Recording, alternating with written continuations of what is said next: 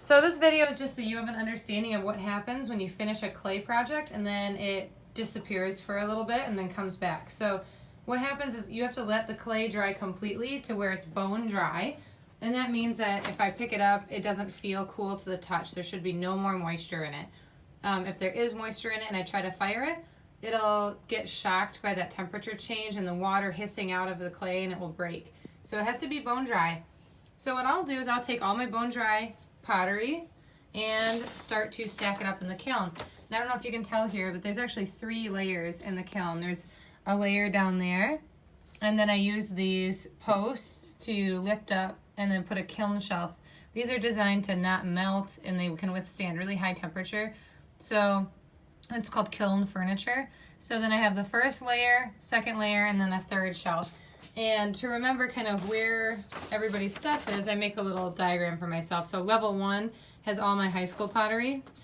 Level 2 has 4th grade Manning, 5th grade Wheelock on one side and then the other side. And then the third level is 5th grade Wheelock. So when I pull them out, it's really easy to keep everybody's classes all together. So this will get heated up to 1,800 degrees for a bisque firing. On a bisque firing, it's okay if pieces touch. So you can see, like, I have a pile of pendants right here. They're all touching and they'll be totally fine. There's no issue once they're bone dry of them sticking. However, with the glaze firing, nothing can touch. So I'm gonna take you on a quick little tour here. Glaze, when it's first painted on, is gonna look like this. So this is waiting to be fired again. It was painted with a glaze. You can see it's kind of chalky, sort of light in color. But once it's fired, that glaze is designed to melt and turn into a beautiful glass. So let's look at some finished glazed pieces. So these are all glazed pieces, and when they were first painted, they didn't look that impressive, but once they go through the firing again, the glaze changes and becomes glass. So what I want you guys to be aware of is when this goes into the kiln, this stuff, this glaze, becomes like molten glass. It gets all melted and sticky and gooey, and then as it cools, it hardens to the piece. So if you have any glaze on the bottom of your piece and it's on that kiln shelf in the kiln, it'll actually melt to the kiln shelf and then fuse to the kiln shelf. And that's really bad, as you can imagine.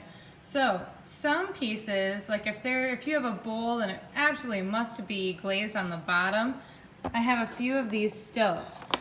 So let's say that they glazed the bottom of this teapot and I didn't want it to melt to my kiln shelf. I would put it on that, and that would lift it off of the shelf so that it wouldn't get stuck to the shelf.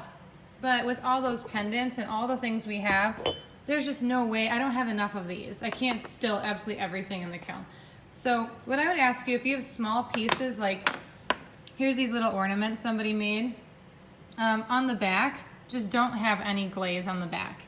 Only glaze on the front. That way it's really easy for me to load the kiln. So like I said, glaze gets all sticky and molten and then it sticks to whatever it's attached to in the kiln, which is good for your teapot. But if I were to take a bunch of ornaments and stack them like that, they would stick together, okay? Kind of like it's a glue almost. So that's why we need to be really careful to keep glaze off the back. There's a little bit there, but it wasn't enough to stick. Keep glaze off the back. If you accidentally get glaze on the back like this person did, what you can do is just take a sponge and wipe it off. So that's what that coloring is there. They just took a sponge and wiped it off. And that way it doesn't get stuck. So that's what I did with my little plants that I made here. I just wiped off the bottom so that they wouldn't get stuck to the bottom of my kiln. And I think that that's about it. So if you want to glaze today, you can, or you can also just use regular paint.